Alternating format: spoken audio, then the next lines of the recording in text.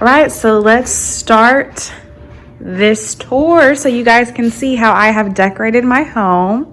So we've got the 70-inch TV screen and a sound bar. And here is the table. What is this? The tabletop, the TV stand. Well, it's really not even a TV stand, but this is the TV area. Let's just say TV area. I got this from Walmart, and it was honestly very hard to build. Between Wesley and my dad, it took a while. But that's because the directions were all messed up. All right, moving on. We've got the fireplace. We've got our Christmas stockings. Rachel, Wesley, Princeton. And actually, Princeton's trying to go outside, so let me take him to the bathroom before he pees on the floor. Oh, calm down. Okay. You can stay out there while we finish. All right, so this is the fireplace. Like I said, we've got these 2 chairs just to add more space. I host a lot of events at my house, so I want to have space for my friends. And here is the couch. Shout out to Miss Naya. She went shopping with me and helped me find all of the decor in this room.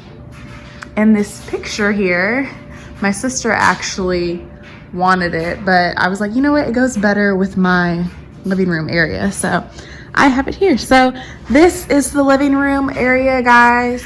Okay, so moving on. This is the second part of the living room area. I love this area. I've turned it into an office space. Got all my pictures and decor. I wanted it to be gold themed. I had a housewarming party, so a lot of my friends helped get a lot of this stuff. Nice little sitting area and wine, of course. This portrait, I took it from Wesley's old apartment. And we've got our Christmas tree from Walmart, got all $89. And then here's my little desk area. That desk is from IKEA. All right, moving along. Let's go to the kitchen. All right, this kitchen table is from Living Spaces. I'm gonna actually get a like ocean or floral themed wall decor to put up there. All right, got these little plants here in the kitchen area. Love this spinning rack. Let me turn on the light so you guys can see it better. This spinning rack is from Amazon, and I labeled all of my seasonings. I'm so extra. I wanted every single seasoning labeled. And this knife holder is from my dad. The other 4 are in the dishwasher. Air fryer, shout out to my mom, and blender. I make smoothies every single day. All right, let's let Princeton back inside. Oh, and this is my robot vacuum cleaner. Princeton. Alrighty. All right, let's finish up this tour so you guys can see the other decor. All right, let's go on to the laundry room. Currently drying some clothes. I got this little rug. Laundry room for same-day service. Do it yourself. And I got this rack because I just didn't want the broom and the mop to just be in this corner here. So my dad hung this up for me. It's from Home Depot. And here is the key holder. That way I'm never forgetting my keys. And fun fact, figured out that there is another closet here. I just use it to hold Princeton stuff. All right. Shout out to ADT Security. This is not a sponsored video, but it should be. All right, this is the guest bathroom. Sorry, I look real ratchet, y'all. Right, this is for guests when they come. Show you some of the decor I've put up. Be kind, have faith, be honest, be thankful, smile often, stay humble, and love always. And wash your hands. We are in a pandemic. Wash your hands, please. All right, hall closet. Didn't really do anything with that. Now this room is not done, so this is kind of like the storage space. So you see that briefly and we'll move on. All right, everyone, so this is the master bedroom. My favorite color is purple, so I've got purple bed sheets and my comforter set. And then here's this super cute rug. Because of the hardwood floors, I needed to add a rug because my feet would get so cold in the mornings. And I've got a dresser and mirror piece set, little nightstand. What's really cool about this lamp is it's kind of like those hotel lamps where you can plug in your phone. And here's Princeton's little corner, although he does not stay in there. He always climbs up these steps and comes to sleep in bed with me. Hi, Princeton. Got my calendar, and let's go to the bathroom. So in the first video tour, there was nothing in here, but now I've since added some decor, all my makeup and jewelry. I love how this light hits in the garden tub area. And here is my walk-in closet. I needed extra shoe storage space, so I got this rack from Amazon. Hello, wig. So yeah, come on, Princeton. I'm gonna add some wall decor here. There was a handlebar for a towel here, but I took it down, so I'm gonna replace it with some wall decor, as well as some wall decor over here. I'll probably do like one of those word strips that you can get from Dollar Tree, because those are super cheap and very easy to hang down. All right, come on. So yes, this is the master bedroom. Hope you guys like it. So now my mom has arrived and she wanted to pull into the garage of the house. And she is helping me unload some things. Love the garage. The first thing that caught my eye was this beautiful mirror right here. Yep, let me show you guys the mirror. So right here. And then there's like a little tool area. So like if I'm doing my event stuff, I can just store it all here. So all of that, and there's a window in the garage. So I can see what's going on the street. So yeah, mom's helping unload. Yay! So, hey Princeton, hey. So here is my plant area. I am a plant mom. I call these the purple plants. We've got some grass over here. And these plants I actually got from my aunt. They'll just grow straight up. And then I borrowed this plant holder from my mom and got these vases from Lowe's. Actually, no, they're from Home Depot.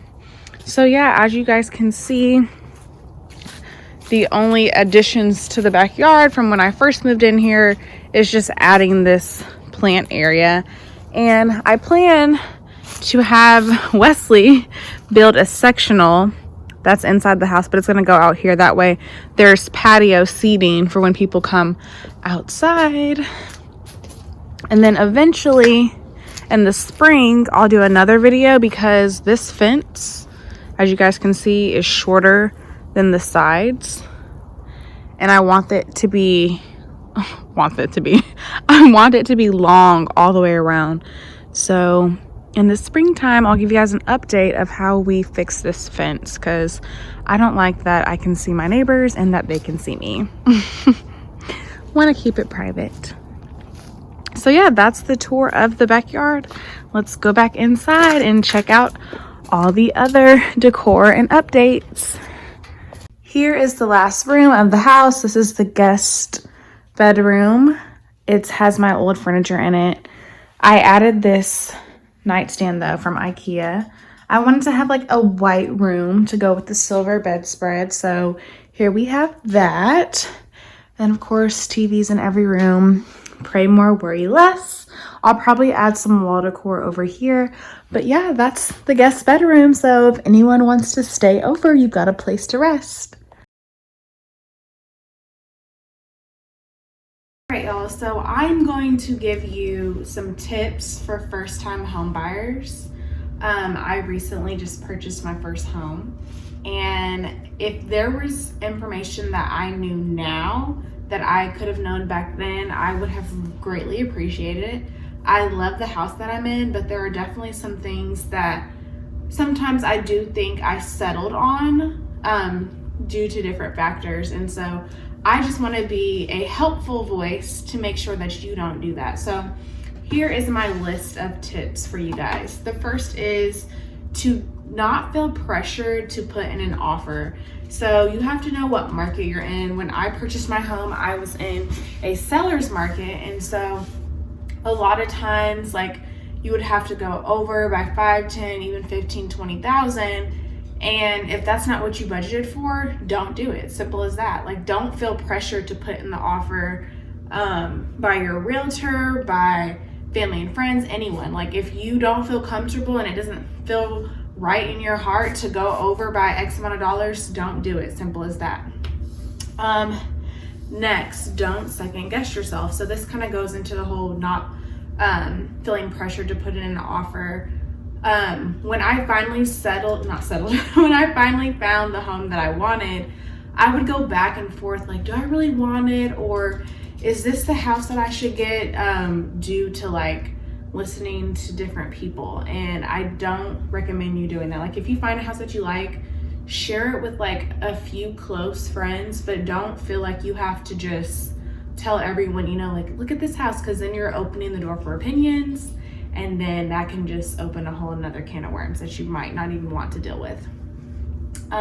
Next, save. I cannot stress that enough. Yes, it can be an easy thing getting a home as a first-time home buyer, but there are a lot of money costs that you might not even realize could come up. So it's very important that you save. I went through an experience in which either the title company and my home insurance didn't pay for something, and I had to end up coming out of pocket. So you have to make sure you have money saved for those emergencies. Like, that is important.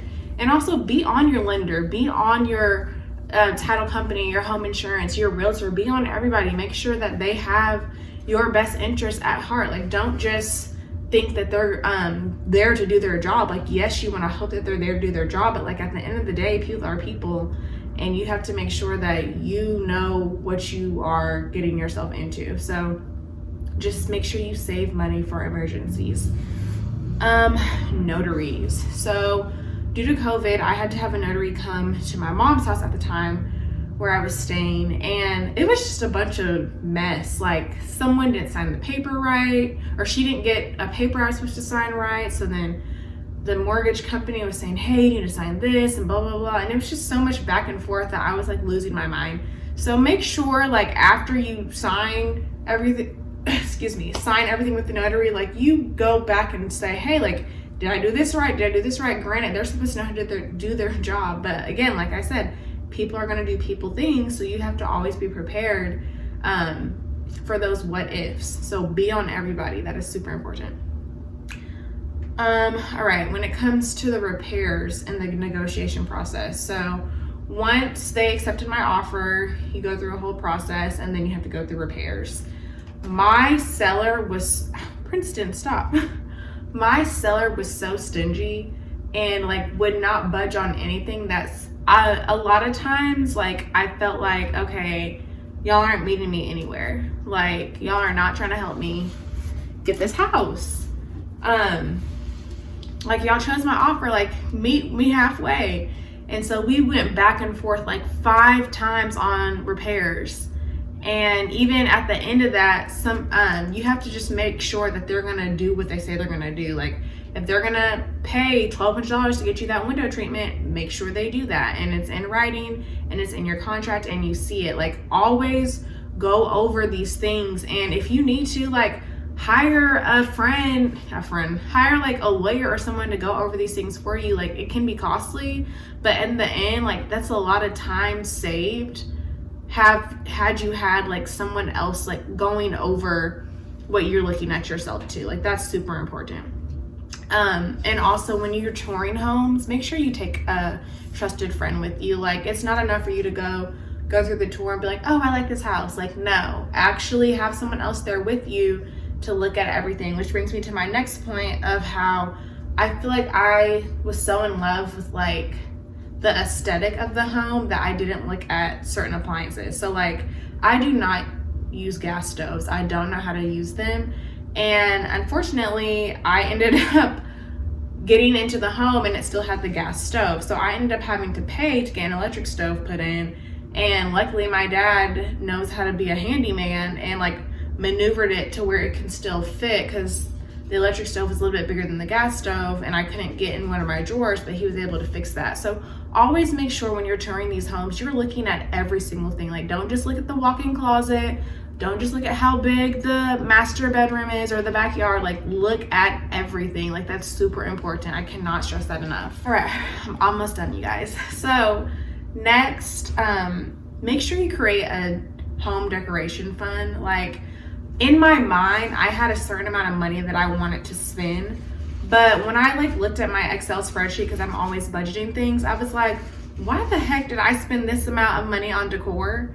Like, you don't want to end up pulling from like your checking and stuff. Like, have a separate account catered to decor. Like, you're gonna want to decorate your house. It's gonna be costly. Like, it's gonna take a lot of money. Like, it's not a cheap thing.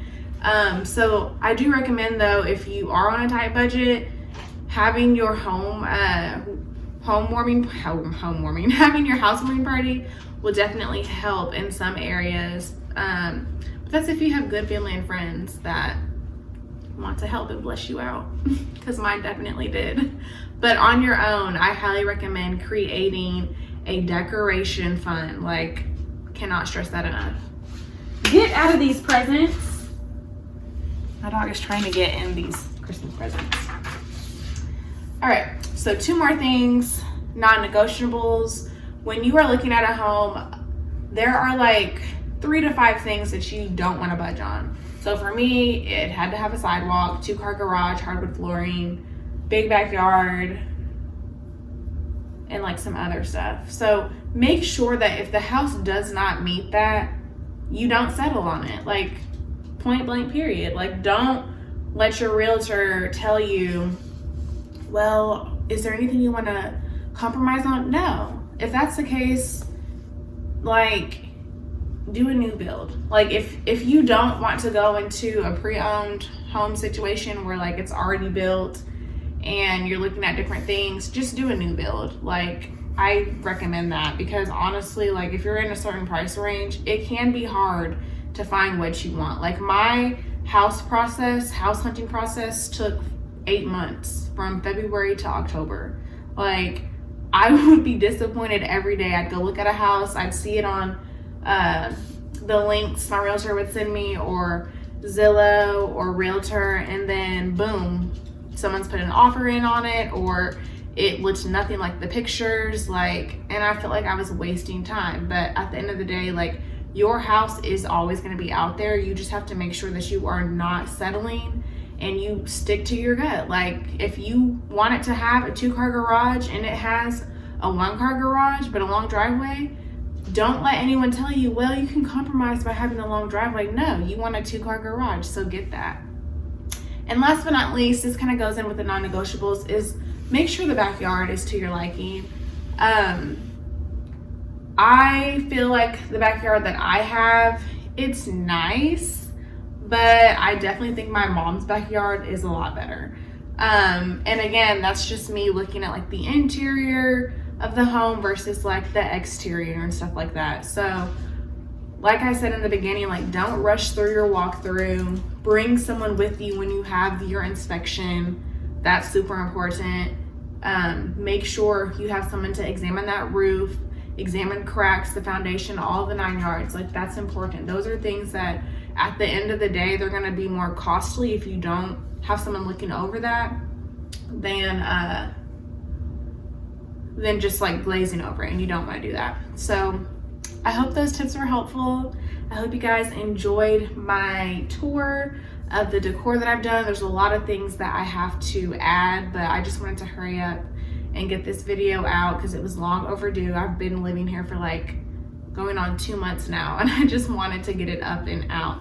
So I'm glad you guys were able to see it. Stay tuned for more house videos, and I will see you guys next time. Bye.